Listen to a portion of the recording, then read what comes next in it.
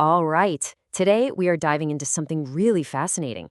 We're going to break down the logic behind a historical prophecy, one found in a text from the early 20th century.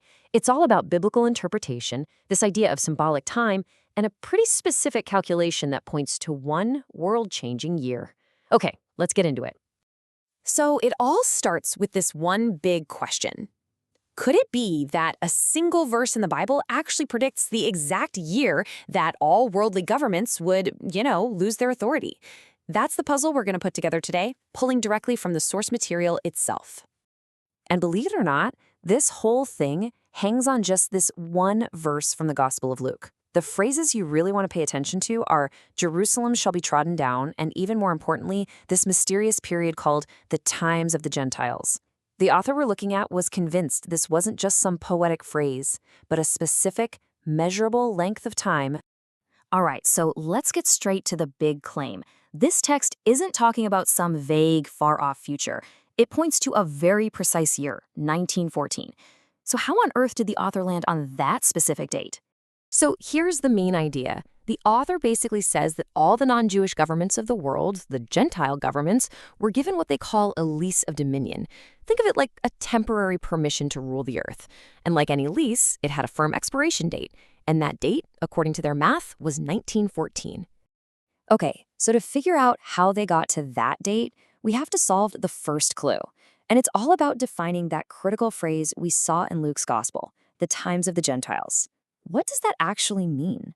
Now, according to the text we're looking at, this isn't just some vague period of time. No, it's super specific. It's the gap of time that starts the moment God's kingdom on earth, the ancient kingdom of Israel, lost its power, and it ends the moment a new, divine kingdom is set up to rule everything. This timeline really lays out the whole argument visually. The author pinpoints the starting line at 606 BC, which is the year they say the crown was taken from King Zedekiah of Judah. That event kicks off this whole era of Gentile power, which runs all the way up to AD 1914.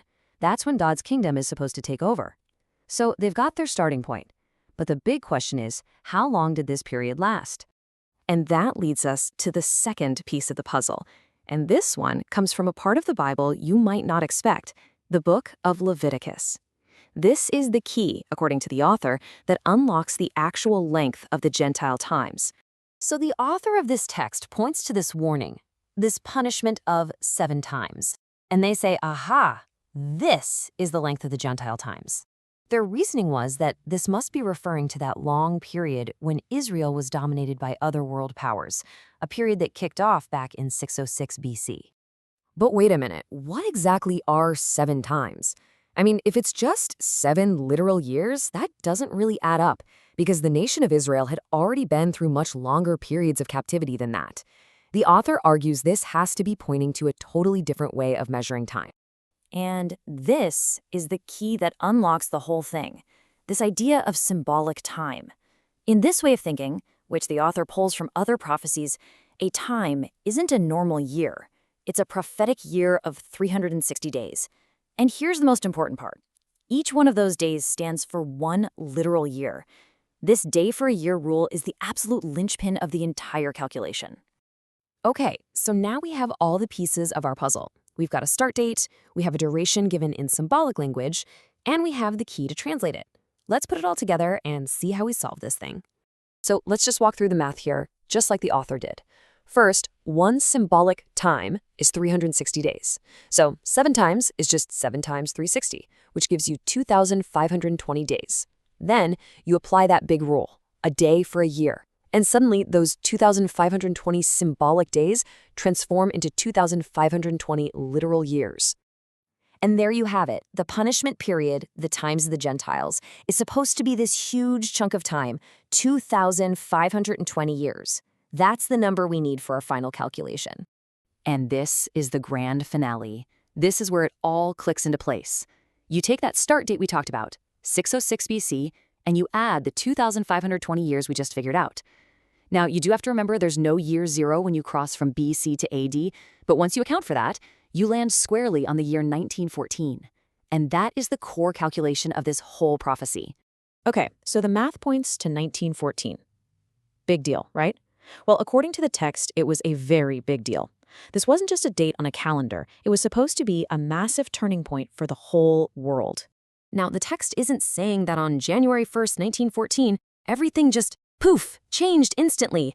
No, it was supposed to be the start of the end for the old way of doing things. It would kick off God's kingdom taking charge, it would mean Jerusalem was no longer oppressed, and it would trigger the beginning of the end for all earthly governments, leading to a huge time of trouble.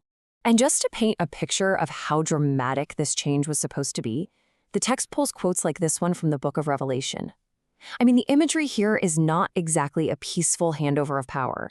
It's about a forceful shattering of all the political systems of the world, like a clay pot being smashed to pieces. And really, that leaves us with a final thought. Whether you look at this as a mind-blowing calculation or just an interesting historical oddity, it does make you wonder, what is the power of a specific date in a prophecy? How does having a deadline, a target year, change the way people think and act, especially as that date gets closer?